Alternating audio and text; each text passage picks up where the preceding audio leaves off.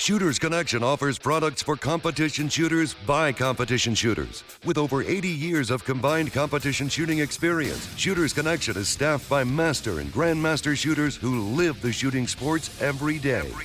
We offer same-day shipping. Shooters Connection also sponsors over 100 of your matches every single year. So when it comes to finding everything you need to compete as a beginner or a seasoned grandmaster, Shooters Connection is the only name you need to know. Online at shootersconnectionstore.com. Welcome back. This is the Hit Factor podcast. Jeff tried to sneak it in there, but I saw it. We have... Because there's a giant countdown on the screen. Look, I am on top of the stuff. I pay attention to my surroundings, and you can't slip stuff by me on there. Wow.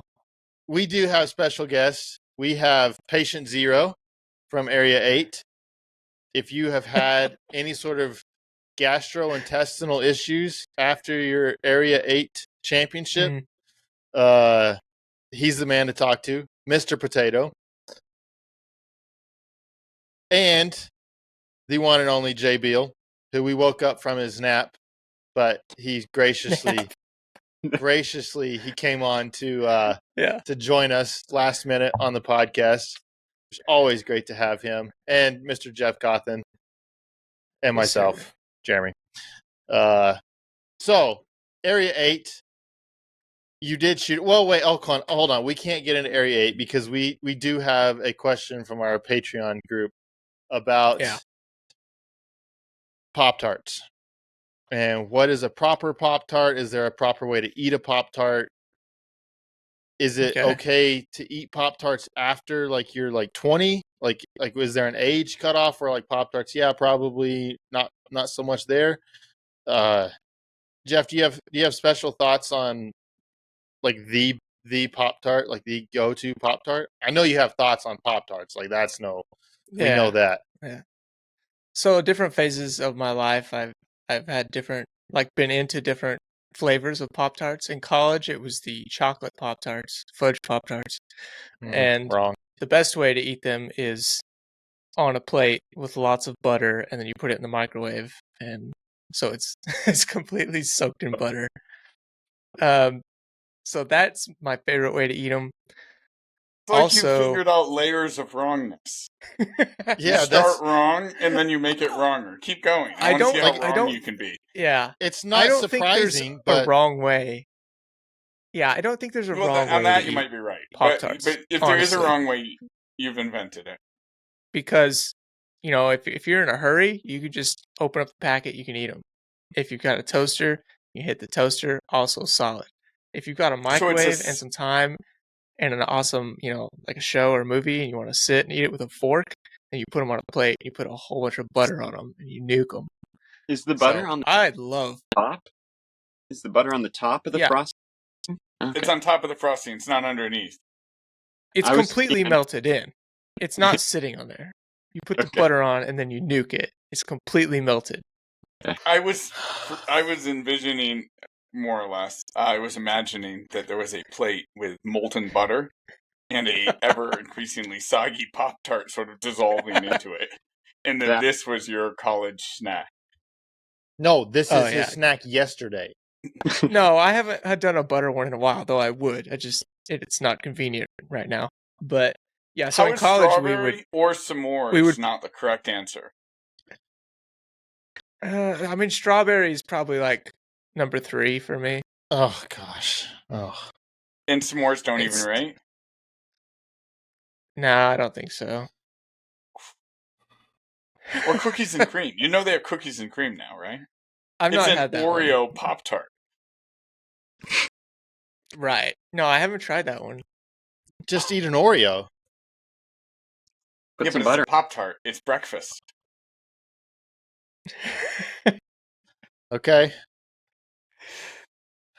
Yeah, so that's my experience with Pop-Tarts.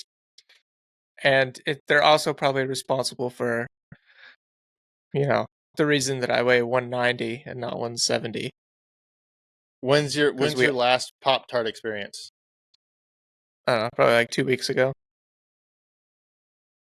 Was it cold, out of the bag, next to a gas station? It was cold out of the bag at work. We have a constant like free supply of them. Not free, but we have a constant supply of them at work. Like they're just always available. We're never out of Pop-Tarts. It's pretty dangerous. Is it like leave $1 in a can, or is it a vending machine? No, yeah, it's like leave $1 in a coffee can. Actually, it's leave like 75 cents in a coffee can. Do you even do that, or are you just like, somebody else got this? He'll be like, oh, every fourth one, I'll put in $3. Yeah, I usually put like $5 or $10 in the can every few weeks, something like that. So you make sure that it's a never-ending supply of Pop-Tarts. Yeah, I like to keep some money in the bank, you know. I like how you make it sound like, my work they tempt me with these Pop-Tarts and they make it so that they're just available all the time. When it's really you are making sure that you're bankrolling the supply of Pop-Tarts there. Yeah, because there's also baskets of fruit, but you know, when you got Pop-Tarts, you got fruit. It's an easy decision. Okay, the microwave is so wrong. Like, you're just very wrong there. The butter is a good call. There are two correct options with Pop-Tarts. There's the brown sugar, like OG brown sugar, and then there's the frosted strawberries. Like those are your two options. Like the other stuff can just get lost. And the frosted strawberry, yes, it's a delightful experience because you toast it. It should be toasted, not in the microwave.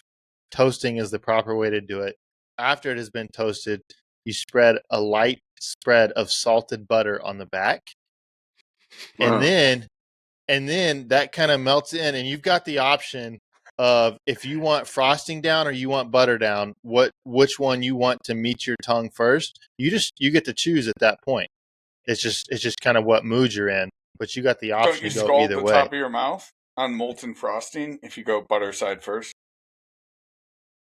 Not necessarily. It depends on how precise your toasting is. If you're good at it, then you can get it just the right temperature. So what I'm hearing is it's a skill issue. You heard yourself. Yes. Yes. Exactly. It's a skill issue. Do you feel the same way about pizza? If I burn my mouth on pizza, is that a skill issue? I feel like I've taught my 2-year-old if the pizza's hot to blow on it so that it's not too hot to eat anymore. And so yes, okay. So she's got that down pretty well. So yeah, I think most adults should be able to get that. It's good to know when I'm being judged. Look, no, there's no judge. There would never be any judgment coming from me. Like I would never do that. No, that's good too. And toaster strudels, John and said toaster strudels are better than Pop-Tarts. I would say the toaster strudel is on par with the Pop-Tarts, but the toaster strudel is actually a cooking challenge because it's really hard to not burn it on the edges and still get it warm all the way in the middle. There is a challenge with the toaster strudel. I will admit to that. Yeah. Have you perfected either of these dishes, Jay? No, like whenever I only had them when I was like a child and I was at my friend's house. And they're like, "What's this?" And I don't even really remember eating them, other than I can picture them in my mind. And strawberry sounds pretty good. The strawberry is good, undoubtedly. I don't think I've had them since I was probably in the last 15 years. I don't know that I've had more than a box of Pop-Tarts, but as a kid, I had a lot of oatmeal and flaxseed cookies. So things like Pop-Tarts. Once I had disposable income, I had many. Turns out if you teach your kids to eat really healthy, nutritious food, you basically damn them to a decade of eating like Jeff. I love eating like Jeff. That's great. But also, I grew up eating all that stuff, so somewhere in there's a balance. There's kind of no way around it. Yeah, but I also had a lot of strudel, and Jeremy's right. There's a challenge there, and there's a challenge in 3 things. Like, you want to get the inside where it's not frozen. You want to get the outside to where it's not burnt. And you don't want the inside to just destroy your lip. Like, you don't want the inside to be lava temperature. Yes. So there's a lot going on there. But yeah, I ate a lot of those as a kid. A lot. My mom would buy them. And I don't even know if my sister ate them. But I would eat just the whole box. Like, for breakfast. In one sitting? Yeah. Yeah. Did you eat competitively with your siblings when there was tasty food around? No, I mean, I just have an older sister, so. Jay, you did, right? Yeah. You and Nick, there was junk food in the house somehow, and so it was whoever could eat it all first. Yeah, totally. Or even cereal on the table. It would be the box, and we'd be fighting over it. And then our poor sister would just be somewhere in the middle, and we're so mean to her, and yeah, maybe eat. Did you hide it too? If there's cereal, you'd pour a bowl and then you'd hide it behind everything in the back of the cupboard. I don't remember doing that, but I remember my brother. Should have. I should have done that. Yeah. You get the good stuff and then you hide it. If you can't eat it all in one sitting, you hide it so your siblings can't have it. Cocoa Puffs definitely started several fights in my house. I have a brother that's 2 years older than me. And Cocoa Puffs, man, you get them when they're just saturated, but they're not soggy yet, and you can just pound those things. And then you got chocolate milk to drink once you're done. Those were good. Did you eat Cocoa Puffs in moderation? What you can do with Cocoa Puffs is you can pulverize them into cocoa dust, pour them in a salad bowl, and fill it with half and half. Just saying. What? I like half. It's like a nice little milkshake. Exactly. You get all your food for a couple of days in a bowl. Yeah. Wow. And I thought Jeff was as far gone as we could go, but no, there are other. The cereals were the same way in my house. It would be a box of cereal was 1.5 breakfasts, essentially. Yeah, it was 4 boxes a week for us, pretty much. Yeah, which is ridiculous because cereal is expensive. I feel like it was less then, but I think it was more of expedient. How can we get as much food in our kids' mouth as easy as possible? That was really the only consideration. Right. Yeah, that wasn't really our consideration since I was homeschooled. So. Oh, you were homeschooled? I could just sit there and eat cereal as long as I wanted to. Yeah, you don't have anywhere to go. You can stay at the breakfast table for as long as you want. Yeah, it's oh yeah, I should have stopped eating a long time ago, but oh well. Such great habits. Started young. Start young. Okay, speaking of all of these great things that we feed our bodies, Potato was at Area 8 this year, and you had a challenging match. Maybe the most challenging match of your career. It sounds like of your shooting career. Would that be a fair assessment? No. No? Wow. No. I had no gun problems. Gun worked flawlessly. Yeah. Oh, nice. Just you got to visit I assume you discovered how clean the porta potties were. I did discover how clean the porta potties were. I didn't get sick until towards the end of the match, and I came up with every excuse other than being sick. So I had heat exhaustion, I was dehydrated, I had low glucose. I was feeling really fuzzy and disoriented because, obviously blood sugar. I was feeling nauseated because of the sodium potassium imbalance. I had so many things going on that weren't what was going on. Are those normally issues for you that you would go certainly to not when it's 80 degrees and not particularly.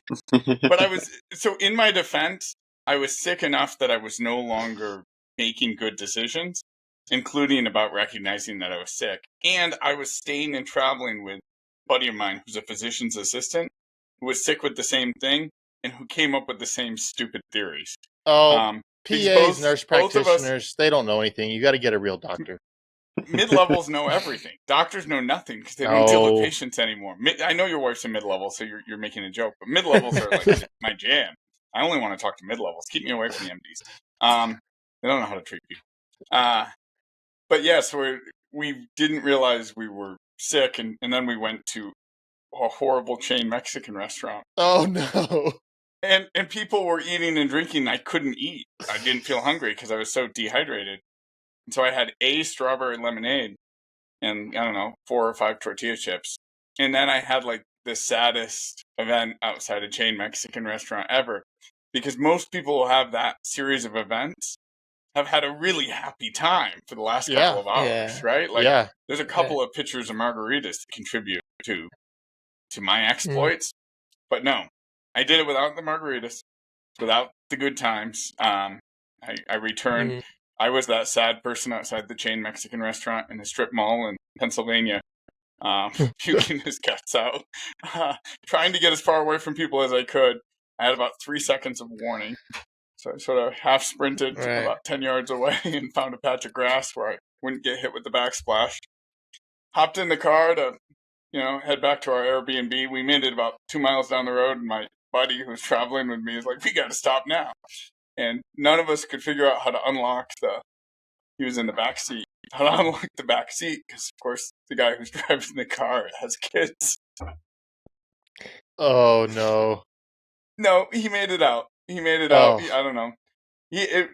Tenths of a second to spare. There was not a lot of time there. Oh, my gosh. And then somewhere around midnight, we were both sitting in the living room, unable to sleep because our stomachs hurt so much. And every bit of fluid had left our bodies, and yet somehow our bodies were producing more fluid. And he's like, yeah, I don't think this is dehydration. Yeah. Man, what a bonding moment. It really was. He's like, I can't think of anyone I'd rather have norovirus with than you. I don't know. Actually, I had a couple of good things. Right when I was getting sick, I went and I used the toilet, and I came back, and I was on deck. I wasn't even on deck. They were pasting the previous shooter, so I was on the line. So I got called to the line, and I did the really long GM make ready because I had just been stuck in a porta-john for a while. And so I do the really long GM make ready, and then I shoot that stage very well, and it's actually a stage win for me, right, in my division. And then when we're leaving the stage, the RO comes up to me, the CRO, and he goes, when you did that really long make ready, I thought, oh no, it's one of those. But you're actually a good shooter. Oh my gosh. Thank you. You surprised us. You actually know how to shoot a gun.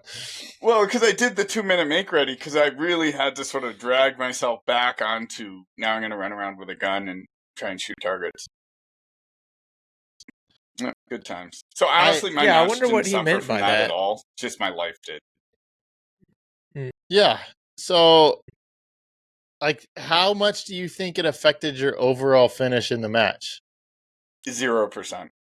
Really? Jeff ran a single mile, and he thinks that basically tanked his Area 3. Like, he couldn't even function. You have sounds like a world-ending virus, and no effect at all. It's all in the mind. I mean, I wasn't really getting sick till the end of the match. The last 2 stages I shot without a lot of urgency, and I do think it affected those. But I didn't make big mistakes. I just, because I felt so disoriented, I just look at a spot, shoot it twice, look at the next spot, shoot it twice. I just sort of shot them in survival mode. And nobody ever loses much shooting in survival mode. It was also a 13-stage match in one day. So I assume most people got to their last couple of stages and shot them in survival mode, even if they were feeling perfectly healthy. 13 stages. Yeah, probably so. Probably so. So you also had some interesting results, though, because you kind of, like, absolutely tanked a stage, and then the very next stage crushed it. So Yes, sir. what's up with that? Like, how can you have 2 or 3 mics and deltas on a stage and then shoot like basically clean the next stage? By shooting the next stage the way I wish I had shot the previous stage. So, you know, when people always say you got but you say, oh, you got to leave like the bad stage behind. Yeah. My thing is I shoot my next stage the way I wish I had shot the bad stage. Mm-hmm. So they're not totally separate. Well, I made some poor decisions, and I sort of, it's a pretty common error. Like, I moved my brain off a task before I was done with it. So they weren't bad shots because I moved the gun while I was pressing the trigger from hand tension or grip. They were bad shots because I moved my brain off the target before I was done shooting it. So I shot one good shot. I went to the next task, and I shot a bad shot. And you can't call your shots if you're not paying attention. Like, you can be the best person at shot calling in the world. If you're not paying attention, it's really, really hard to do. And so I moved my attention off the targets, and they were just at that perfect, not too close, not too far distance where you can miss them completely. They're really far away. It gets a lot easier, for me at least. Yeah. And so I dragged my attention off a couple of targets, I dragged my attention off one target, and then I transitioned to a no-shoot, and I watched my sighting system align on the no-shoot, and I pressed the trigger, and then I watched, in real time, a hole appear about 3 inches down below the perf on the no-shoot. And I had a quick makeup, but it was like, yep, I'm still zeroed. My dot is perfectly zeroed because that's exactly where it was when I pressed the trigger. Yeah. Right in the middle of that no-shoot. And then I had, and I know nobody else has ever had this error, but I had the thought go through my head of, well, I just shot a no-shoot and made it up quickly. I should probably finish this stage really fast. Yeah. That's the smart thing to do. As you should. So after I sent a couple makeups on mini poppers, I didn't shoot another target twice. Wait. You went to a paper target and only shot it one time? No, well, I pulled the trigger twice, but the gun was pointing at it for only the first of those shots. Oh. Yeah. I made the same mistake I had already made in the stage again. And so then I got on the next stage and I thought, well, that was no fun. And I was pretty disappointed with like the decision making, not really the execution. It wasn't, because the stage plan was really aggressive where I made all those mistakes, but it was a good stage plan. It was the right way to shoot the stage. It wasn't because the plan was bad. It's because I didn't pay attention to the things that needed to be paid attention to. So the next stage I walked onto and I said, I'm just going to pay attention to what needs to pay attention to, and I'm going to do one thing at a time until the stage is done. It was a 29-round stage, and I ended up with 28 alphas and one very close target. And should have been going faster. I wasn't trying to shoot slowly. I was shooting at the speed I could shoot, but I did one thing at a time, and that was, even if it was pull the trigger twice quickly on a close target, that was like one thing. And I kept my attention on it until I pulled the trigger twice. I didn't have to take 2 sight pictures, but I had to keep my attention. Anyway, it's not that exciting. So do you think that was stage 3, I guess? Sure. Yeah, stage 3. Do you think that was, like, that 88%, was that representative of your skill in that field? No, because that's lower than my overall match finish. Boom. Somebody else came through on that match and just blew it away. I'm probably fourth on that stage, but when I shot it, it was a stage win. Just a bunch of other people were like, oh, wait, that guy did that? We should be much more aggressive here. Gotcha. No, I mean, I think what's representative of my actual performance is my final percentage. Mistakes He was 98% which was right there on that stage, Jeff. Oh, what am I looking at? You're looking at overalls, probably. In CO, he was 98.5% No, on I was stage 88% on that, on stage 3. This is 88. What are you looking at? He's right. I'm looking at Carry Optics results. No, Jeff's right on this one. Maybe I need to update it. That I might have been looking at that score mid-match. Yeah, a bunch of people came through on the last day and are like, wait, that guy did that? We need to be much more aggressive here. Oh yeah. But that was pretty close for you because it's just over 1%, right? Like 1.5% off of your match finish, something like that. Yeah, exactly.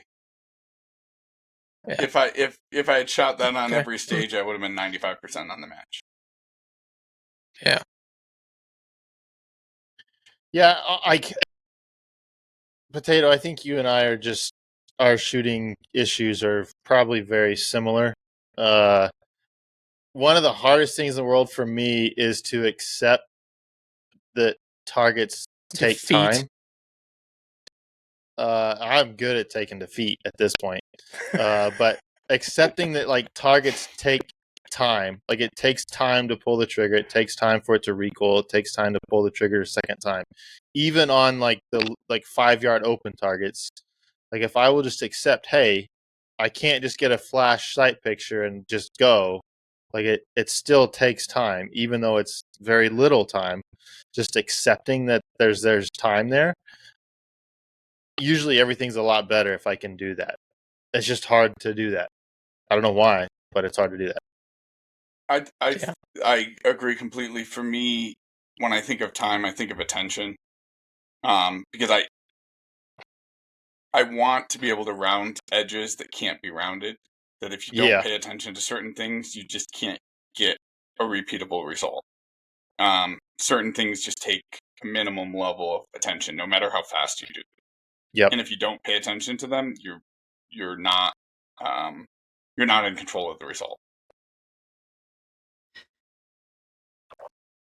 Yeah, I think the attention thing is something that, I don't know, many people have attempted to like, I think it gets really confusing, but I really like the word attention, because when you pay attention to something when you pay attention to the correct things in a stage, then you get like a really good result. But it's really challenging to put your attention from one thing to another without getting distracted by other stuff.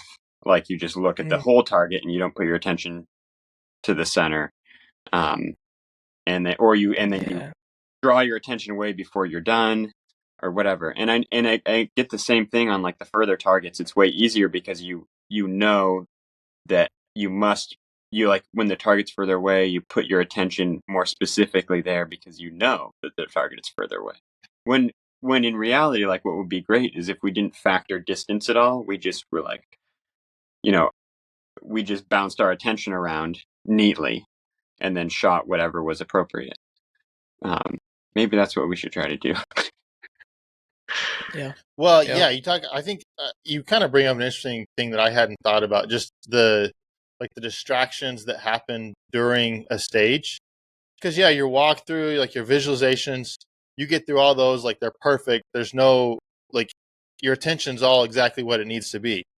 And then the buzzer goes off and you miss your draw a little bit, and you're not holding the gun right, and so and then it doesn't recoil correctly, so that you've shot, like it's not recoiling exactly how you want, and so then that just distracts you then to your next target. And then if you're single stack, you make a whole bunch of loads and you miss 1 out of 4 or something, which happens, or you overstep a position, or like you just, I don't know, for me it kind of sends you into panic mode a little bit, and you can't put your attention where it's supposed to be because it's so many different things are distracting you away from that.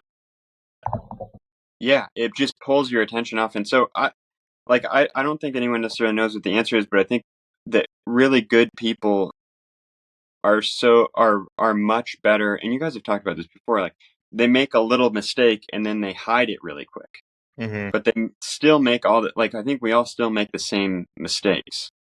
But they're like that. You just sweep it under the rug really quick, and then you're like, all right, now my attention's back where it should be.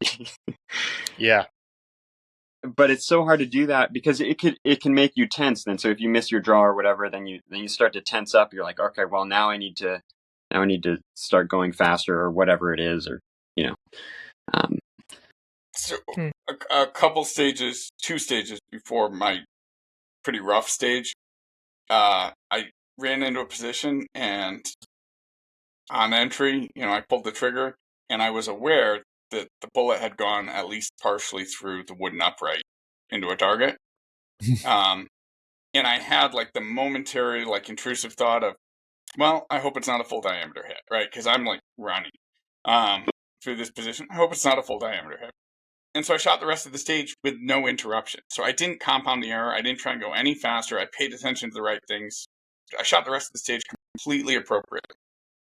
I ended up with a mic because it was a full diameter hit, but I didn't make it worse. On stage 13, and I got to unload show clear, and that was the first time my brain really thought about it, and so I just yelled back to the CRO, because it was pre-scoring that side of target, "Is that a full diameter hit?" And he says, "Oh yeah." Like, okay, right, like that is what that is. But it was one mistake, and it was like all by itself, and it's still 80% on the stage with the mic, because one mic just doesn't hurt you that bad if you do everything else right. Like, it's not great, but it's just not that bad. But what I did on this other stage is I made one mistake. I had the thought, and then I stopped paying attention to a lot of things. And I let my attention. And so that's why that was so disappointing. And so then for the rest of the match, it was like, I'm just going to pay attention to one thing at a time, no matter what my stomach is doing. Yeah. So I have a fix for it. This is my recent revelation. You just got to get mad. You got to get angry. Yeah, get angry. Yeah, use that anger to your advantage, and that's my mode of practice right now. It's how fast can I get angry on the practice session, then I'm just gonna live in that anger. Does it help you harness it? Pay attention to one thing at a time when you've got that sort of clarifying. Yeah, it does help you kind of prioritize a little bit, like what you have to do, and kind of, I don't know, block out some of those other distractions. So I don't know. It's shoots interesting. Matt a lot.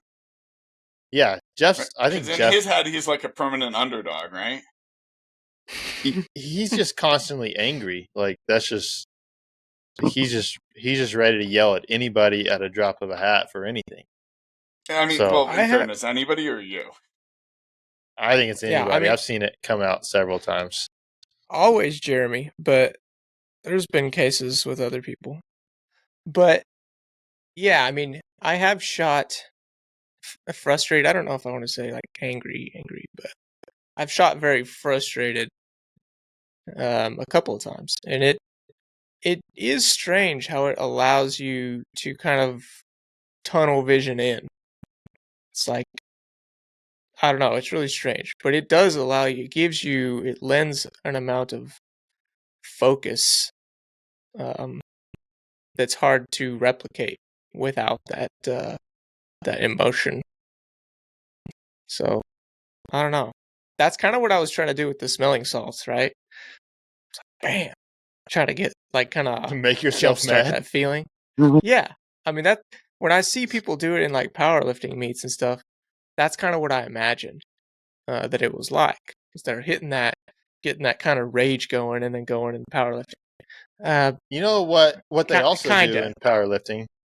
Their buddies hit them. Well, there's that, but like their buddies start slapping them and hitting them and stuff. We could try that. Yeah. No, you want to try that in nationals? I don't want to do that. I'll hit you. No, it's okay. Yeah. It's like a lot of hitting and yelling. Yeah, like maybe that's what you do before a stage. You get on the make ready, and then you just start like. That would be great. Like just freak the ROs out. Like, no, that's what I do. And then you just come and everyone's like, yeah, he's just getting ready. Yeah. He's about to lay it down. Yeah. Yeah. Yeah. I think that would be interesting. What it does for me, I'll be curious what it will do in a match, because I've got Utah State's coming up this weekend. And so I'm just not going to worry. If I get mad, I'm going to be fine with being mad. But it seems like I can grip the gun harder, like when I'm mad. Like it's just easier to grip the gun hard. And that's, for me, some people, when they get into a match situation, they naturally just grip the gun really hard. Like that's the direction they go. Like they'll just tense up and they'll grip really hard. For me in a match, I tend to just not grip the gun at all. It's like it just, any sort of grip work just goes out the window and it's gone. So we'll try it. We'll see if we can kind of stay angry, and maybe that'll help me to just grip the crap out of the gun, which usually is helpful for shooting, especially shooting major. It usually helps. Yeah, it does help. I mean, that feeling, I don't know, it does like directly increase your ability to squeeze something. Yeah. Like, it's strange. Yep. You guys are kind of making me want to get really angry and then test my grip strength. See if there's like a noticeable increase. Yeah. Yeah. Yeah. Do you have one of those gripper things? Like that measures like the actual weight, like to the decimal? Here's the test, Potato. Get They're the like gripper. $30 on Amazon. Give it all you got, okay? And then get you a ball peen hammer and hit your little toe pretty good. And then do it again. No, it has to be accidental though. Like if you do it on purpose, that's not gonna be mad. You'll just feel stupid. I'll tell my family to surprise me with a smack with a ball peen hammer in the toe. No. And then as soon as they do it, I'll grab the dynamometer and see what the grip strength's at. We'll have one of your kids kick you in the nuts. Just total surprise. Don't know it's coming. Then once you've recovered, you'll be pissed off enough. You should be able to grip the crap out of that thing. No. I don't think that'll work. I would avoid crushing of the testicles. I would avoid that one. Maybe it's like maybe you can force it to come up just by a thought of something. Like for me, I get it just, if I just think of someone that I don't like or whatever, maybe I could get mad enough to grip really hard. Okay, on 3, we're all going to say one person's name that makes us mad enough to grip really hard. Okay, 1, 2, 3, go, Jeremy. Jeff. Oh. It was so hard to guess who you guys were going to say. Yeah. I was going to say Jay, but I didn't get a chance because you were so busy jumping the count. No, have you guys ever heard the interview with Eddie Hall before he lifted or I guess not before, but after the fact where he deadlifted the 500 kilos and he talks about like the mental place that he had to go to be able to do that? No. Yeah, I think he set up like multiple occasions where he met with a psychologist or some sort of hypnotist. Anyway, someone that could manipulate his mind or help him manipulate his mind. And they created like a scenario, like a made up scenario in which he could sort of trigger adrenaline and that like superhuman strength. That's what they were trying to go for. So before he went out to do that lift, he like basically went into like a meditative state and went to that place and then went out and pulled the 500 kilos. Did he describe what that place was? No, I don't think he wants to talk about it. Probably not. I mean, that sounds kind of scary. Like I don't know if I want to try to. I think it was pretty. Yeah, I think it was like pretty sadistic, or like something was happening to his family, or something like that. I think it was not a good scenario. Yeah. The car is crushing your favorite kitten, and this is the only way you can get the car off the kitten. Yes, it's for sure a kitten. Yeah, we shouldn't go that direction with while we're shooting guns, but right. Jeez. Anyway, okay, Area 8. Also, there were some interesting results in open at Area 8. That was probably maybe the most interesting division at that match. The winner was, I'm not familiar with the winner, Jun Kim. Yeah, he's a good shooter. Great shooter. I'm just not familiar with him. I assume is Area 8 his area? No, he's last I knew, he could be down in Southeast now, but he used to be Las Vegas based. Is that still true, Jay? Oh, okay. I'm not sure. I'm not sure where he was a carry optic shooter. Yeah, he was, did very well in carry optics and picked up an open gun less than a year ago at Dragons Cup. I think he was 3rd or 4th. He was right up there. He's in the mix. Yeah, he won at least 1 or 2 level 2s this year in Open. Okay. And he's Okay. been up towards the top at the area matches he's contested. So he transitioned from Carry Optics to Open very, very naturally. Yeah, it wouldn't be surprising to see him in the top 10 at Open Nationals, for sure. Yeah, that's coming up. That's going to be only a week after this comes out. So we will have to do our predictions probably next podcast. But because I have not thought about that at all for this one. But so Jun Kim won. KC, which this is the first match I've seen him shoot Open in a long time. He was second at 99.79%, or 3 points behind Jun Kim. John Vlieger was third at 99.52%. 7 points you're in the behind. overall. In the overall. Open, it's 99.8 for KC. He's 2.5 match points off. Yeah. Sorry. I thought I clicked on it and I didn't. No, you're golden. And the great thing about that is the three of them shot on 3 different days. So KC shot Friday, so those results were in. And then June shot Saturday, and those results were in. And John shot Sunday with Chris Tilley and Christopher Gelnett and Aaron Edmonds. Yeah, and Chris Tilley was at 98.4%. Like, he's only 25 points away. Christopher Gelnett, which, again, I was not aware of Christopher Gelnett. Obviously, he's a fantastic shooter. He's at 97.3%, 37 points off. And then Aaron Edmonds is 94.4%, about 77 points back. So, yeah, the top three, really top four, but the top three were super, super close. I mean, one, crazy. Really, if any of them had a miss, the miss would have made the difference in the top three for the guys that didn't win. Yeah. But the interesting thing, Potato was being Potato and watching scores, and Vlieger was winning the match going into his last stage, if I'm remember correctly. He had to finish his last stage at around 85, 86%, and he would have won the match. He had a 17-point lead going into the last stage. Again, Potato did all the math here. What stage was that? His last stage was stage 4, which is a hands-on wall start with a monkey swinger off on the back left, and it was a pretty fast 24-round stage. People were shooting it in pretty quick times. It was one of the higher hit factors. Yeah. Yeah, so he ended up at 80% on stage 4, and he had a good enough stage time. He just had a bunch of Charlies and 3 Deltas, which actually there's a ton of Deltas on that stage. Everybody had a lot of Deltas. So, that's tough to go into the stage, and you just need a solid run and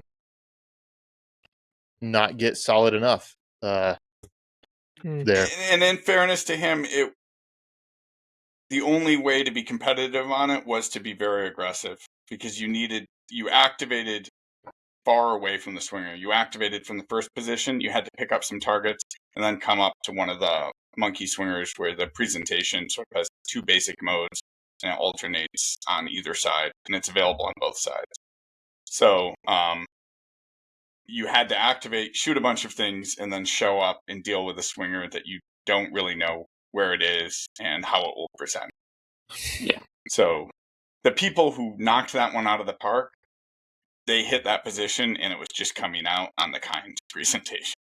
Yeah. And the people who were a couple seconds back, they could have done everything else the same and just didn't quite get the time. Yeah, and interesting. I don't think those should be at area matches, quite frankly. It's predictable enough, honestly. If it just took a lot of layers of thinking, or you could have been like slightly more conservative and activated and gone right over to it, and then you would have had to sort of step back into a position and fill in. So, I mean, I don't think the match was decided by the monkey swinger. I really don't. So, Jason Wood, don't hate me if you ever hear this. I really don't think it was the Targets USA swinger that decided it. I think it's an interesting challenge. It's not that different than an activator sequence. There's just a single activated target. And so it's how many of these other targets am I going to pick up so I know which presentation it's on. Okay. And if people didn't do that planning, it's knowable. But if you didn't do that planning, then you were just going to react. Okay, I mean that's at least if you can plan for it, then I think that's reasonable. If it's kind of a crapshoot of how it's going to present. Yeah, and that can happen with just a regular swinger in general. If it's a really slow swinger it's a long time it's gone for, and you activate somewhere else, and you're like, well, wherever it is over here, it'll be, and then and then you either lose 2 seconds on the stage or you don't. And that's where it's kind of like, I don't know. You set up the stage so you can at least control the presentation if you want to. Yeah. And it sounds like that was even available. So I don't know. If you took it from much farther back, you could have activated, taken 2 big side steps, and shot it from far away. I think the people with the sportiest time shot everything and sort of finished in that corner, and it was right there for them on his 3rd or 4th presentation. You know what I would love to see more matches do? This is a slight aside. I would love to see matches force a position where you have to activate a swinger, but then whenever you get, like if the swinger's in a different part of the stage, and when you get to it, it's fully exposed. It's just a moving target. Like it's not a disappearing thing at all. Like it's not going behind barrels and stuff like that. It's just simply a moving target. You can shoot it anywhere you want. So I think that would be kind of cool to see more of that in stages. Let's just have a moving target where it's not so much a, hey, I have to get this. I either have to double it or I have to, really take a second pass and really add a bunch of time. Let's just make it challenging by just having it moving. I think that'd be kind of cool. Yeah, we saw that at 2022 Carry Optics Nationals. Okay. On a stage. And I don't see it that often. And it would be so easy because you don't have to set up, hardcover steel in front of it. You just throw the swinger out there. All right. Yeah. Yeah, super easy to set up. And you kind of take you can kind of take the timing stuff out of it, which is, I think, a little bit better if it's like a field course type thing. I think that's kind of better. But that's just an aside. Yeah, and Mike on our Patreon reminded us that Chris, because Mike reminded us because Mike also did this. He pulled a Jeff, where Jeff likes to skip targets and just not shoot at them. Mike did that at Area 8, but Mike chose to do it on a stage where it was 3 shots per target, not 2 shots per target. So obviously the penalty is quite a bit more drastic. And apparently Chris Tilley did the exact same thing. I don't know what was going on in that 3 per stage, if that was a common thing where people were skipping targets there. I don't know. It was Tilley's first stage. And there was also a tuxedo tucked away that you had to sort of reach for. That's a 3 per tuxedo in the logical last position. And I could see if nobody on your squad liked you, or which couldn't happen with Tilley because he's very likable. But if you didn't talk to anyone about it, you could entirely forget that. Or there's one other target that you only had to go there for that target. So that was his first stage of the day. So he began the day down 55 points, 3 mics, and that was your stage win, Tatum? That was. Yeah. So I don't want that one thrown out. But yeah, that was Chris Tilley's first stage. So he starts the match 55 points down, and then he comes back to 25 points from the win. Yeah, that's impressive. Which takes like some mental focus to then put it together for 12 stages. Mm-hmm. Yeah, I mean, if it's going to happen, at least it happens on your first stage, not your second to last. That's at least good. But and then to me, the other interesting thing in this match was Aaron Edens. He's won a stack of matches this year. He's won a stack of area matches. What I hadn't talked about Aaron a lot, and Potato had given me a little bit of crap because he wasn't super high in my power rankings. And Aaron has won a bunch of matches, but kind of looking at him and other people in it, like he won Area 1, but I think that was the match where Casey was 95% shooting LO, shooting limited optics, if I'm remembering correctly. There were some other matches that were kind of like this, like, yeah, he won, but there's the gapping is not quite what you would think there. And so it looks like he shot a really solid match here, but just, he was down a bit. And I don't know if they had other big issues in his match or not. But that's going to be real interesting. He's the defending national champion. I assume this is probably his last big match before Open Nationals. So, how will he respond? How will he respond to this, being sixth place here and then going to Open Nationals here in a couple weeks? Well, and he gave up 60 points in the match on the two sort of gimmickiest stages, on a balance beam stage and on a double swinger fast over the top with half IPSC targets, where one swinger goes above the other. Yeah. Where to be competitive on it, you're taking them in not very many passes, and you probably don't know what your hits are. You're just hoping they're on paper. Mike didn't like that stage either, apparently. Yeah, apparently Mike hated that stage. I did have a mic on that stage, but I called it. Just didn't do anything about it. But right. Yeah, I'm gone.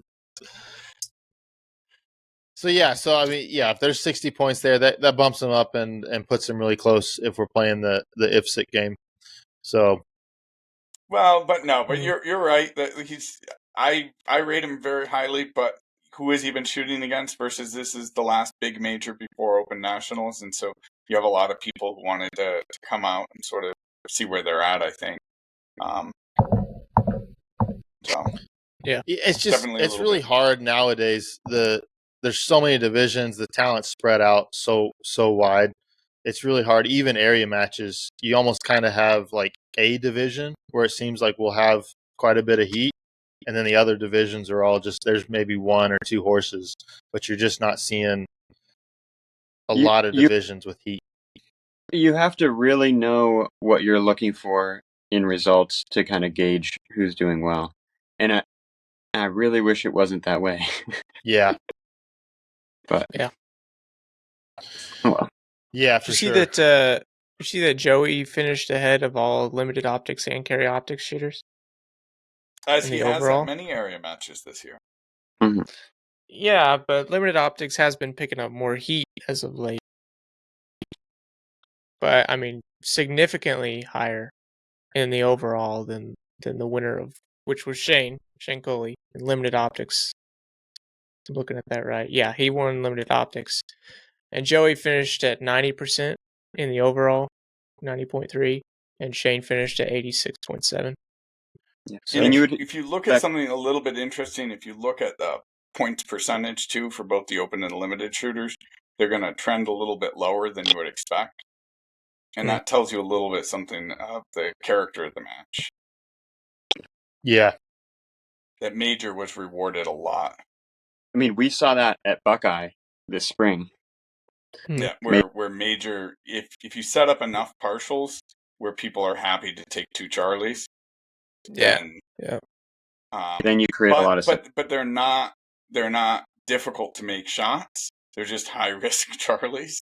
So you're gonna see the Shane shoot two Charlies same speed as Joey, despite the dot. And then second place limited was Michael Ganera, which I haven't seen him shoot many matches. I haven't seen his name around much. It was a ton of fun. Did you? Yeah, he's sporty. From what I remember, he rages pretty hard. Yeah, him and Paul Kerr they love to rage. The actual sound of his gun going off, nobody else on the range sounds like it. When there's close open targets, it's pretty amazing. Yeah. I think you guys had Paul Kerr on like a long time ago. Maybe I'm wrong, but it was such a good episode. I think I listened to it like several times. And I was like, and then I watched some more videos of Paul Kerr shoot, and I was like, yeah, this guy just so wild, and it's awesome. It's not even like hitting stuff, and he's like, and I think he did really well at like a limited net. I mean, he's shot super well at a whole bunch of matches, limited single set. Yeah. Yeah, I watched a lot of 11s and 12s in real time splits on open. Yeah. A lot of 11s and 12s. Yeah, that's in insane. But like honestly, like the way Shane has been shooting this year, I would have expected Joey to beat him. Like that's not really a surprise because Shane has been Shane's percentage in CO is, or well, I guess LO now. It's been pretty low compared to the Shane that used to be winning nationals. He's not as competitive as he used to be. For I don't know, with work or whatever's going on with him, he's just not as competitive as he was. So that doesn't surprise me a whole lot. The other, I mean, what's her name? Morgan Leonard. Yeah, is that? Am I saying that right?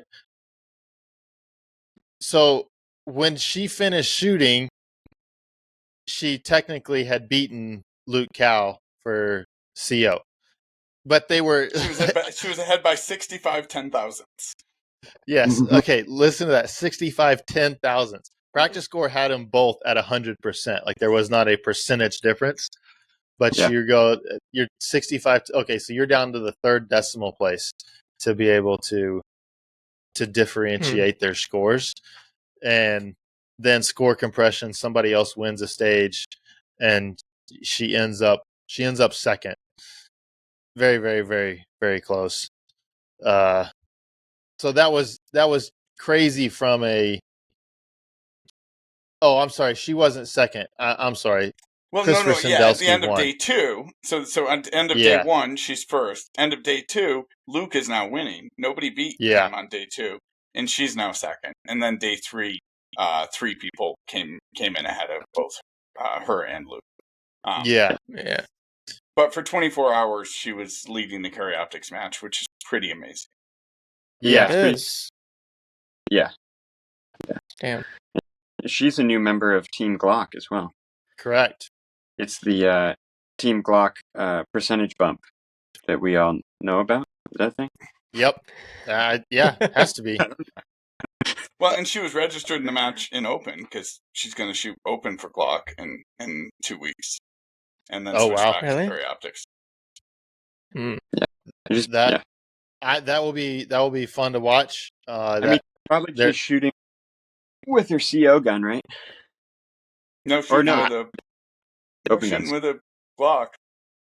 So you mean for Open? Yeah, I'm not sure. And then I heard Joey Sauerland's going to shoot Open Nationals with his limited gun, which is going to be cool. Oh, really? Okay. Yeah. I think he's actually going to do surprisingly well. He's going to make the Super Squad for sure. Maybe. I feel like I would not be surprised. I mean, right? I mean, for Area 8, he's 90%. He's 9.5% off of June Kim, who beat some really, really good shooters that will contend for nationals. So, yeah, he very well could place really well. It might depend on the match a little bit with what they have, like if the targets are further out, which they might be, or whatever. Who knows? They should be.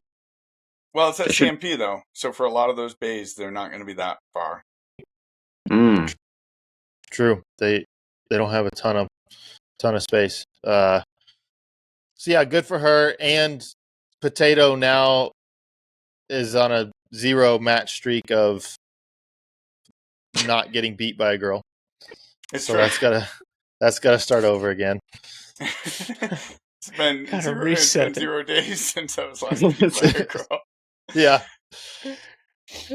It's all right. I couldn't think of a better person to beat me. I mean, she shot such a consistent match, penalty free. With a competitive time, she destroyed the balance beam stage, which honestly, everyone under the age of 18 with hip mobility should destroy a balance beam stage.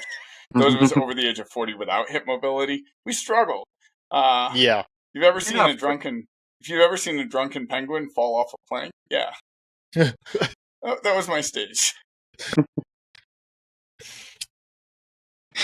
Yeah, she seems. I've only observed her on the range. She seems super polite, super nice, and she's like 16, 17? 17 maybe. super young, super good. So it'll be great to watch her and the Williams sisters duke it out. They seem to be really competitive with each other. So her dad beat me at this match too, so I was beaten by 2 generations at the same time. Oh man, that's rough. Well, I mean, he's really good. I mean, he often beats her at a lot of matches. He's a really solid shooter. I don't think he's going to much in the future. He may have, that may be lessening as time goes on, but he's a really solid shooter too. From just seeing in results what I've seen. So, and in limited, when John Browning was there, and so was Nick Reynolds. Nick Reynolds was the defending Area 8 champ from previous year, right? Was it last year? Or was it 2 years ago? One of those. Yeah, maybe it was last year. Yeah, Nick Reynolds beat a whole bunch of people in limited. Yeah, Browning looks like he had one stage with 3 mics on it. That probably hurt a bit. It was the 3 per stage, but he didn't get a procedural, so at least he shot at it. Well, that's good. So and Joey, he won another area match. So he's the only one he hasn't won. He was second at. So he's had a heck of a year. And your boy in production, Sal Luna, who we consider very highly, he phoned it in this match. He won without breaking a sweat. And I don't know if that was intentional or happenstance. But he did not gap a field that I would not expect anyone in there to be within 15% of him when he's on this game. No offense to many people who were within 15%. Right. But just on historical evidence. Right. I bet he was just like, I can go in here and win it. I don't need to do anything unnecessary. And but typically when someone says that, they shoot really great points, and he shot 89% of them. Yeah, I mean, that's actually, I mean, it's really interesting because this is the first match I've seen Sal shoot in a long time. I don't know that I've seen him shoot anything since Area 6. It's been a while since I've seen Sal shoot a match, so may just be a lot of rust there. I really don't know. But you are right that there's. Did he just play it safe and do enough to win, or what? And that's kind of, again, that's kind of what our discussion of the talent gets spread out, and you don't have somebody there pushing him in production. It's hard to really know how to rate that. Yeah, Mason and Phil were signed up until a week out from the match. Yeah, I kind of was expecting to see them at the match. I don't know. Maybe they got busy with something else. Maybe they had the stomach flu and it hit them earlier. So, all right, Jeff, you got listener questions? I do. Before we do, though, let's give our shout outs. Oh, yeah. Shout outs and show sponsor. Shooters Connection sponsoring today's show. Longtime sponsor of the show. So thank you to Shooters Connection. If you guys need anything shooting related, gun parts, range equipment, they even got some guns over there. I think they're selling MPA guns. So head over there, get your shooting stuff. Use the link in the description. Let them know that we sent you. So they're doing same day shipping and run by people that know the sport and support it. So we definitely want to support them. Thank you, Shooters Connection. Also, we got a couple of shout outs here from our Patreon group. Podcast shout outs. We got Billy McScrublord shouting at himself. Shout out to at Mac and Pood. That's his Instagram handle. He says he's the #1 ranked highest autism score ever recorded in the Hit Factor Discord. Successfully infiltrated the podcast recording studio, and he did. He made it onto the recording. You guys didn't see it because I cut it out, but he somehow got in here on the last one. And he is also correct in that he was the #1 highest scoring autism Discord member, because there for a day, everybody in the Discord was doing the freaking autism test. It's only because I didn't take it. Otherwise, I would have won that. Yeah. Right, yeah. Yeah, he's the number one ranked of people who took it, which, I mean, it was an impressively high score, so I am curious if that was an actual score or if he was going for a high score. I think there was a going for a high score there is what I think. Yeah, because I think mean, he's it was disappointed that he didn't max out one of the variables despite choosing. Right. Yeah, it was damn near a perfect score, honestly. Yeah, and then if that's possible, John. Yeah, and then Jane Headland he wanted to also shout out Billy McScrublord, aka Mackenbood, for being a meme lord, which he is that as well. Is a man of many talents. You need a face swapped. He's your go-to guy. Yeah, exactly. He face swaps my face on literally everything, including Oreos. And Joel Park's face. Yeah, and Joel Park's face. So there's our shout outs, show sponsors.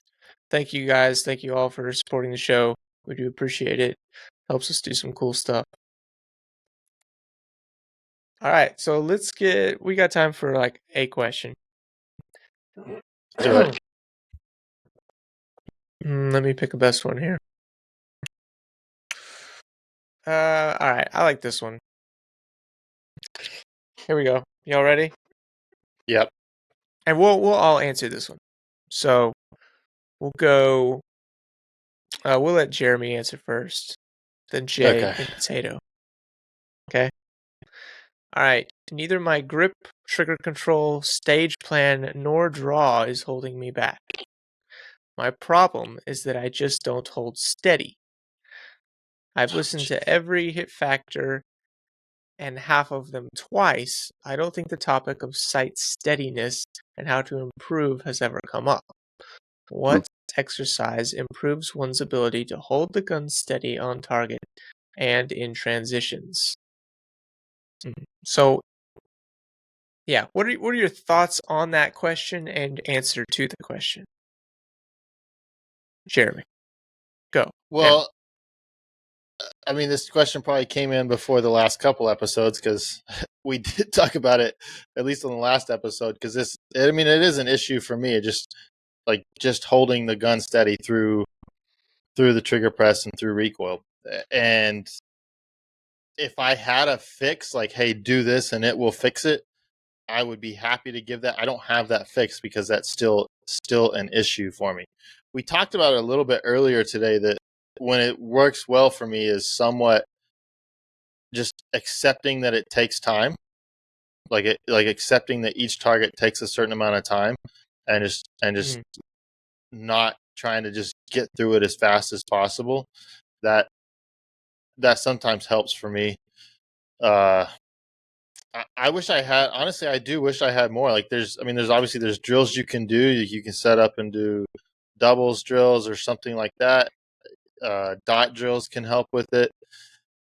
You know, I've done a lot of those and it doesn't make it permanent for me. So I wish I could give the guy more advice. But if you're getting everything else right, then you should be able to put a mental focus towards, hey, just hold steady. Do you have, and I'm going to ask this just because I feel like this is kind of what the question was asking. Do you have anything you do or focus on specifically for like a really hard shot and sight steadiness to like try to get your sights to settle on a hard shot? So if it's a really hard shot, this may sound crazy. I go to almost a surprise break. Like if it's a really hard shot, I'm not like pulling the trigger as soon as I see that. I'm just holding the gun and I'm just slowly pulling through the trigger until it goes off. And it sounds kind of crazy. Like you can do that in a pretty short time frame. That doesn't have to be something that takes forever. But on a really tight shot, that's what I'm doing. I'm not trying to time up the break or anything like that. So interesting. Yeah, that's kind of well. When you read the question, I was thinking of like it's got to be. I interpreted it as there's a hard shot, and then there's the sights moving around, and I can't get it to stop on the like. That's what I was thinking. Oh, okay. And so then it becomes like consistently practicing just holding the gun still enough, and then breaking the shot. Like so then it would just be like shooting groups, which is something that I kind of got away from for a little bit, and then noticed that I should get back to it. So it's like, let me shoot groups so that I know how to like just accept the movement in the sights. Like, because there's going to be some, and this is something Steve Anderson always talks about in this podcast. People listen, he's like, he'd bring up the Brian Enos thing that's in the book. Like, I forget what the steps are to shooting good groups, but like work on that skill, like trust that like a little bit of movement's okay, and then the surprise break thing, and just understand that you have that skill, and then just working through that, because that's where I was kind of taking this question, is what that meant. But then how do you do that? And because you need like some kind of sense of calm throughout your whole body to do that, because if you're like really tense and you're like, now surprise break, it's like it's very difficult. And so something I was doing in dry fire was like drawing to a really close target and like smashing it, and then letting my tension kind of calm down, and then making a really, really precise shot, like on like a simulated piece of steel that's just obnoxiously small and really far away. And then doing that a whole bunch.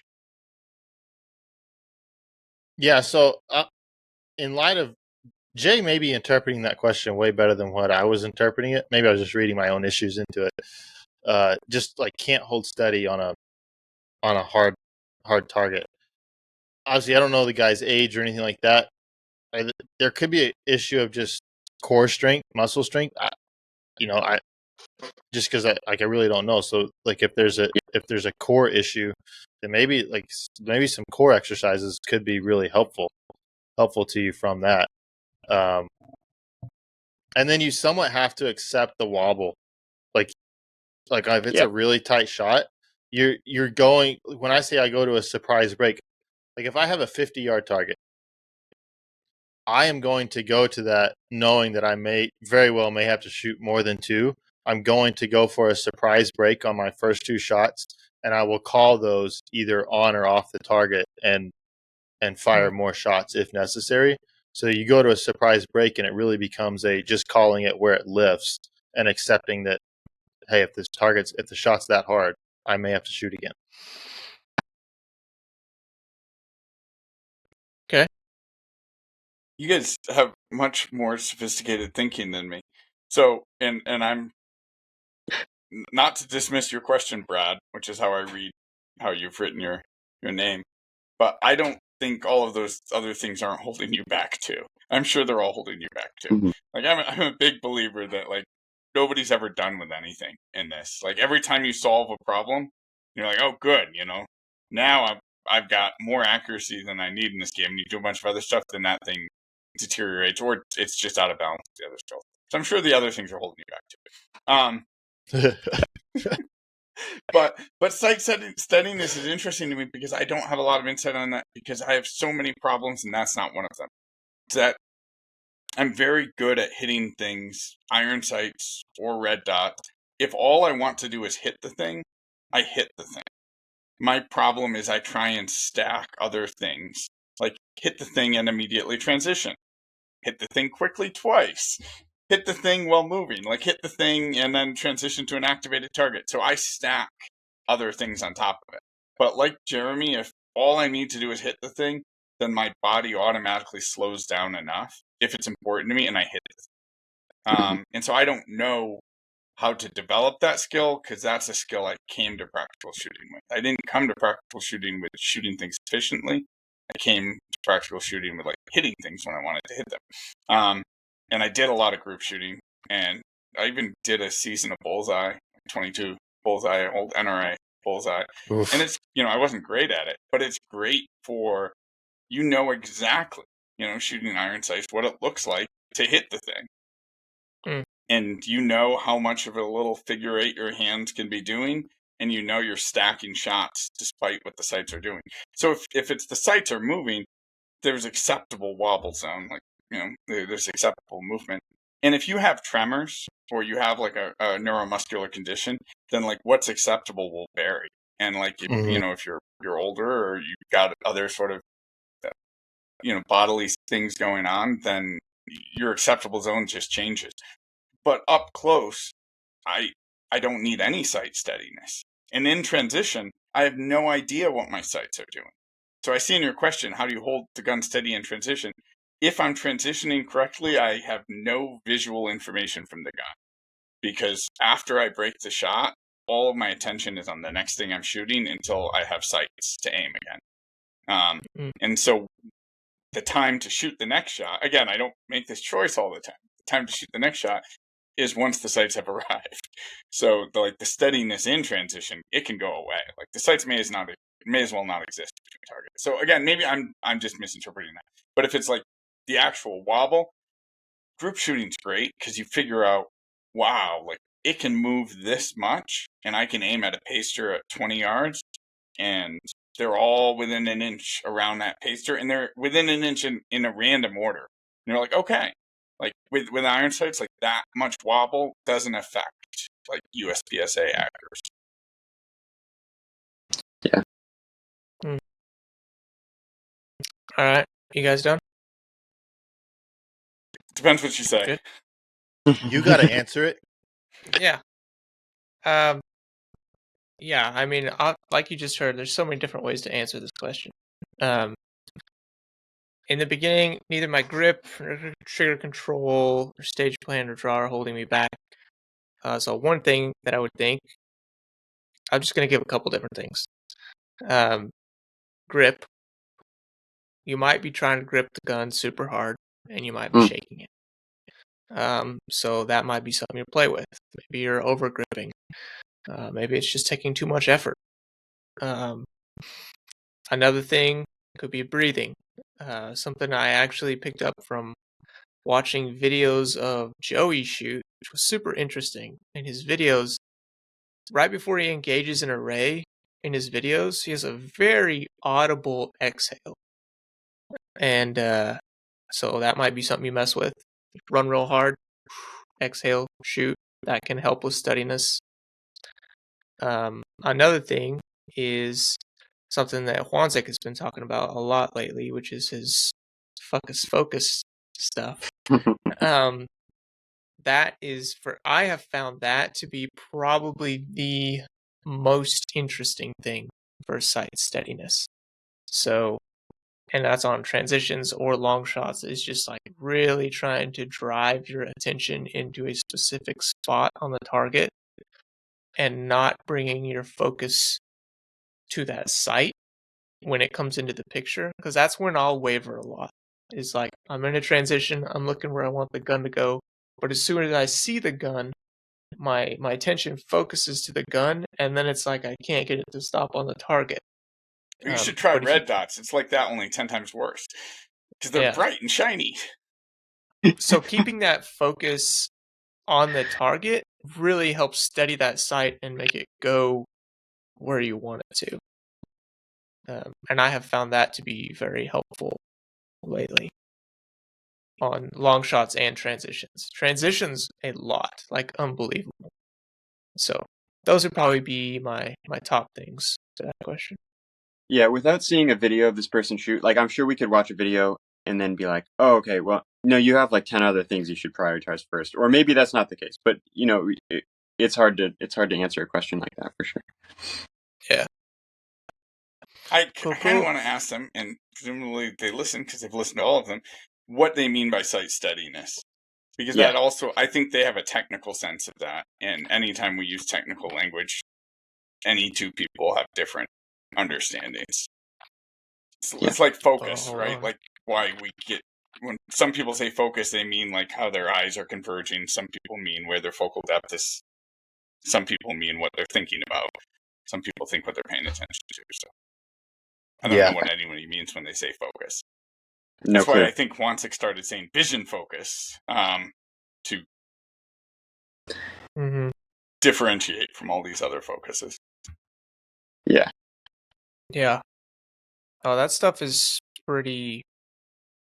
That was pretty helpful for me because I was kind of struggling with the same thing, like especially on like transitioning out to, let's say, like an 18-yard mini popper. Trying to get the gun to freaking settle on that because I don't do the surprise break thing. Like, that's not something I do. So trying to get the gun to settle on that so I can break the shot is always very challenging, and I found the like really focusing on that target and not trying to bring my focus into the sights once they come into the picture helps me keep the gun a lot steadier and helps it go where I want it to go a lot faster. Yeah. Well, before you end this, I wanted to bring up one more thing that you guys talked about a little bit in the last episode about, because I was just seeing even some more stuff about, and it's not even the same instance that we're talking that was referenced in the last one about like disqualifications and stuff like that, and just unsafe gun handling or 180 breaks. Mm-hmm. And this is something that because I keep seeing it. I just saw it on another video where people were talking about like I was disqualified from this match, and it wasn't put on themselves first. It was put on the match staff as like to blame. Yeah. And so then I see that, and I see it all the time, and it's really frustrating because, and you brought it up, Jeremy, I think you talked about it. It's just like when that happens, there's something that you did to make someone concerned enough to say stop. And so I think it's just like, if that happens to you, then look at yourself first and analyze that first, and then make a correction if necessary. And generally, like, there's some correction to be made. Like, even on like if it's a reload and you flick the gun totally sideways on the reload.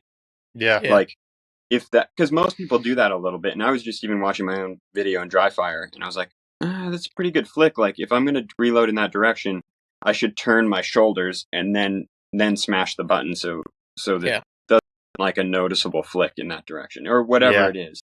And it's just like, be obviously safe. I think a podcast that Ben Steger did like years and years ago, he was just like, I'm going to do everything so obviously safe that no one has an opportunity to disqualify me because it just looks so safe. And you people, like, you can pick them out, like, they're very safe on the range. They look very safe. Mm-hmm. And there's other people who are very competent, but there's things that they do that don't look safe. And so it's just appear to be very competent and safe. I think that's, and put it in yourself first. And so I think that's just a good lesson for everyone. It's a good reminder for me when I keep seeing this stuff. And also, I'll add to that, keep that in mind with other penalties that you can accrue, like not just disqualifications, like, for example, foot faults. Like, if you can avoid like getting your foot anywhere close to touching outside, that's way better than you touched outside the line right after you broke the shot. Because now that RO has to make a call and they might give it to you, and what are you going to do? Like, make it obvious. Make it obvious that you did not have a foot fault. I need to learn that lesson. Done that I don't need to put, if I don't have to put my foot on the fault line, I shouldn't put my foot on the fault line. If the stage designer doesn't make me do that to get to the target. Because often I do that because it's a very convenient like reference. Like, oh, I'll run over there and put my foot on the fault line. And that, therefore, I'm there. And then, of course, if, my shoe hangs over, the ground's built up, or the fault line sunk, or whatever, I'm now at risk of a foot fault. And if I don't have to, for the stage purposes, it's like, why don't I plan to put my foot just inside the fault line? And it's not like this stuff causes extra time to your stage, and it just doesn't. Yeah. And there's way less risk involved. Right. Yeah. And you bring up something that I don't think we did bring up, that like if you get DQ'd for whatever, and your first reaction is to go to social media to blame somebody for that, like that is a problem. And yes, there are ROs. I think anybody will accept that there are ROs over there that they got notches in their timer. Basically, they're looking for, they want to see how many people they can DQ. There's very few. There's not a ton of those in our sport. Like it's there. It's always going to be there. Like there's always going to be bad umps, no matter what. But I think we've gotten such a culture of complaining about the board and the organization that then we have also lumped all of the ROs into, well, they're just board subordinates, and so then they're just out to get all the shooters. And I just don't think that's the case. We need our ROs. Like, let's be as nice as we can to them. I've certainly gotten into it with ROs in the fore that I thought have made bad decisions and done poor jobs, and that's probably not been some of my prouder moments. But we need ROs. Like we're getting fewer of them, and most of them are getting older. And so if they make a call trying to keep everybody on, that they think is keeping everybody on the range safe, and your first reaction is to go to social media and tell them what a piece of crap they are because they kicked you out of their match, like that's not going to be good. That's not good either. So there's other ways to handle that, and in a way that's maybe mutually beneficial for everyone. So I do like your point of not look at fixing yourself before you fix somebody else. That's kind of a good general rule in life. Maybe Jay lives by that. Maybe I should live by that more. But I know from experience it's really hard to do all the time. You don't want to do it. No. I had this in my head, stage planning, and then there was a stage with a lot of DQs, so I had it in my head doubly. Yeah. At Area 8, but I had this in my head. It's like, okay, where are people getting DQ'd? Why are they getting DQ'd there? What can I do where there's no question, where no judgment is involved? It's like, okay, I'm bringing the gun in here and I'm drop stepping out of here, and there we go. Relief from the perspective of whoever's running the timer. Like, oh, good, we don't even have to. Not even. Well, he can't even see it. It's in front of my body now. Yeah. I'm pulling the gun all the way in. It's like, you have no idea which way the muzzle's pointing because all you see is my back. We're good here. But I can do that at every match. I don't need to wait for there to be an issue. I can sort of, the same way as I stage plan anything else, look for, hey, where would I put myself at risk of being promoted to paster? Yep. Yeah. And I know that a lot of people aren't as focused on like the competition, like winning matches and everything, but I lump all that stuff into like I want to win matches, right? It's like if I'm DQ'd, I can't win. So when I'm thinking about that, I'm thinking about winning. I'm thinking about, okay, how can I make this so obvious that I'm not going to get DQ'd? And I'm doing that because I want to win, not just because I want to finish the match. Same with the foot fault. How can I make this foot in an obvious good position so I don't get a penalty because I want to win this match? I don't want penalties. I just kind of lump it all in there together. Like, I want to do everything perfect because I want to win the match. Yeah, this could apply to everything. It's like, I want to hit, there's a really close target. I want to hit 2 alpha on it because I want to win the match. Yeah, exactly. Oh, but that would take too long, Jay. Can't we just slap 2 Charlies near it? Yes, yes. When you're raging, you don't care about those 2 alphas. That's all I'm saying. Yeah. 2 alphas on close targets, man. Nobody ever won a match by shooting 2 alphas on close targets. No. I think Eric Groffel said that. Yeah, direct quote. All right. Well, that's thank you guys for coming on. Thank you for Jay for waking up from your nap to come on. We greatly appreciate that. I'm sorry for having interrupted it. Hopefully you can get back to sleep. I'll go right back to sleep. No, I'm amped up for another hour and a half. I can't go. That's true. Dry fire. You can dry fire. That won't keep you amped up either, I'm sure. Potato, I hope your plumbing is all fine in your house and your kids don't get norovirus. If you came away from Area 8 with gastrointestinal issues, Potato's number is 875-320-6748. Give them a call and you can deal with whatever you want to and tell them whatever you want. Someone call that number. 75309. All right, it's been good. It's been good, guys. Thanks for listening. That's where Jeff says peace, and then he says stop recording.